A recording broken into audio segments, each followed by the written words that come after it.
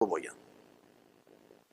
Lekin 5 ta ishida xato qilgan bo'lsa ham, ishini ko'proq qismida adolatli hukm chiqarganligi uchun bu odamni adolatli qozi deymiz.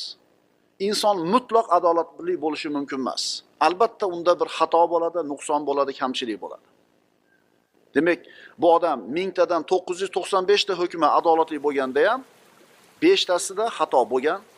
Demak, uning adolati nisbiy deyiladi. Mutlaq deyilmaydi, mukammal deyilmaydi. Endi Alloh subhanahu va taoloni adolatli deganimizda-chi? Robbimizni qanaqa hukmi bo'lgan bo'lsa, qancha hukmi bor bo'lgan bo'lsa, hammasi mutlaq odil hukmlar. O'zini mulkida bironta maxluqqa Alloh azza va jalla zulm qilishi mumkin emas. Endi adolat bilan zulmni ham bir ozgina tushunchasini berib qo'yaylik. Adolat bu zulmning ziddi. Zulm adolatning ziddi.